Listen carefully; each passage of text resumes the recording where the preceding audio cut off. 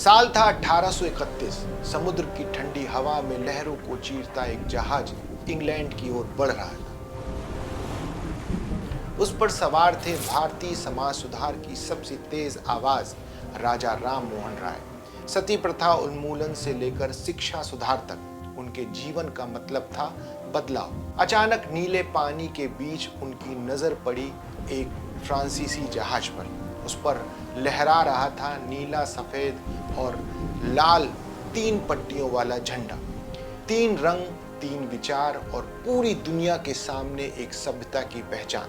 उसी क्षण उनके मन में एक सवाल गूंजा, क्या भारत का भी कोई ऐसा झंडा होगा जो हमारी आत्मा, हमारी एकता और हमारी आजादी की पहचान बने। ये ख्याल वहीं बीज की तरह बोया गया, लेकिन उस सपने को हकीकत बनने में 116 साल और करोड़ों भारतीयों के संघर्ष लगने थे।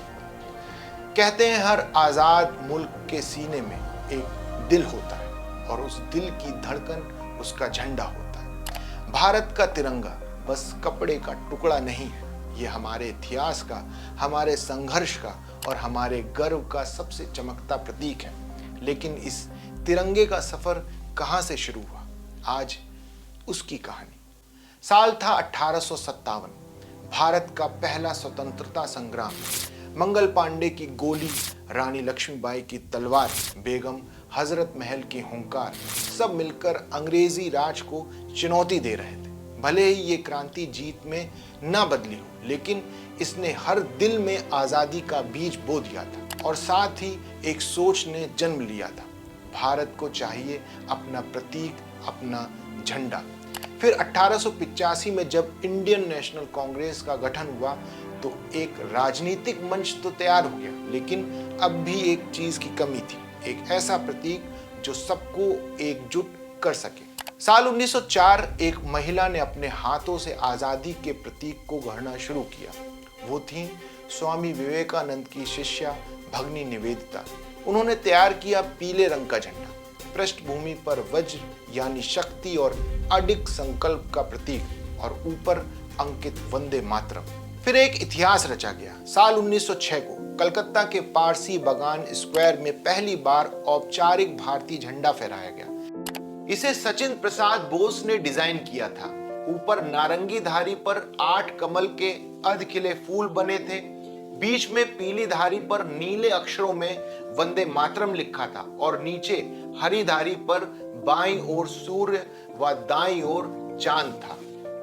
यह झंडा पहली बार सार्वजनिक रूप से भारत की पहचान के तौर पर देखा गया। साल 1907 और जगह थी जर्मनी का बर्लिन, जहां दुनिया के अलग अलग देशों से आजादी और समानता के हक में आवाज उठाने वाले लोग इकट्ठा हुए थे और इन्हीं के बीच भारत की एक साहसी बेटी मैडम भीकाजी कामा ने अपने हाथों में एक झंडा थामा। ये झंडा 1906 वाले डिजाइन से मिलता जुलता था। ऊपर हरे रंग की पट्टी, बीच में पीला और नीचे लाल रंग। उस पर वंदे मातरम के साथ सूरज, चांद और 8 कमल के फूल अंकित थे, जो एकता, शांति और शक्ति के प्रतीक माने गए। 10 साल और बीते जब साल 1917 को बाल गंगाधर तिलक और एनी बेसेंट ने मिलकर शुरू किया होम रूल मूवमेंट और इसी दौरान सामने आया एक अनोखा झंडा जिसमें 5 लाल और 4 हरी धारियां थी। अलग अलग समुदायों की एकता की प्रतीक थी। ऊपर ब्रिटिश यूनियन जैक था, जो ये दिखाने के लिए रखा गया था कि मांग डोमेनियन स्टेटस की है, ना कि पूरी आजादी की। ये झंडा एक तरह का राजनीतिक समझौता था, लेकिन संदेश साफ था, भारत अपनी अलग पहचान चाहता है। साल था 1921। विजयवाड़ा में कांग्रेस का अधिवेशन चल रहा था। यहीं आंध्र प्रदेश के एक साधारण किसान और स्वतंत्रता सेनानी पिंगली वेंकैया गांधी जी के सामने पहुंचे। उनके हाथ में था एक झंडा 2 रंगों वाला।